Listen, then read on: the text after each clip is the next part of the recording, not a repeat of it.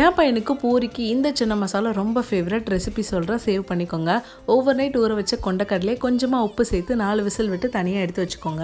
பேனில் கொஞ்சமாக butter add பண்ணி ஒரு துண்டு பட்டை, 2 ஏலக்காய், 1 இலை, கொஞ்சமாக பாசி இலை எடுத்து 2 வெங்காயம் நீளமாக கட் பண்ணி ஆட் பண்ணிக்கோங்க. 4 பல் பூண்டு, 2 துண்டு இஞ்சி, 2 பச்சை மிளகாய் கோல்டு ஷேட் ஆற வரைக்கும் வதக்கி விட்டுக்கோங்க. 2 தக்காளி கொஞ்சமாக குழையிற அளவுக்கு வதக்கிட்டு ஆற வச்சு அரைச்சி எடுத்து வச்சுக்கோங்க. அண்ட் நெக்ஸ்ட் ஸ்டெப், மறுபடியும் பேனில் கொஞ்சமாக பட்டர் விட்டு கொஞ்சம் சீரகம் அண்ட் அரைச்சி வச்ச பேஸ்ட்டு இதில் ஊற்றிக்கோங்க. ஸோ தண்ணி ஆட் பண்ணிக்கோங்க. அது மசாலா ஒட்டி இருக்க பாருங்கள். தண்ணி ஊற்றி மிக்ஸ் பண்ணிட்டதுக்கப்புறம் 1/4 டீஸ்பூன் மஞ்சள் தூள், 1/4 டீஸ்பூன் தனி மிளகாய் தூள், 1 டீஸ்பூன் மல்லித்தூள் அண்ட் 1/2 டீஸ்பூன் கரம் மசாலா, வீட்டில் வச்சுருக்க குழம்பு மிளகாய் தூள் 1 டீஸ்பூன் ஆட் பண்ணிக்கோங்க. மசாலா ஸ்மெல் போகிற வரைக்கும் கொதிக்க விடுங்க. இந்த ஸ்டேஜில் பருப்பு நல்லா வெந்திருக்கும், அதில் ஆட் பண்ணிக்கோங்க. தண்ணியோடு ஆட் பண்ணிக்கோங்க. தண்ணி சத்து கொதிச்சுட்டு இருக்கும் போதே கொஞ்சம் மேஷ் பண்ணி விடுங்க. அண்ட் பூரியோடு சர்வ் பண்ணுங்கள். அட்டகாசமாக இருக்கும். ட்ரை பண்ணி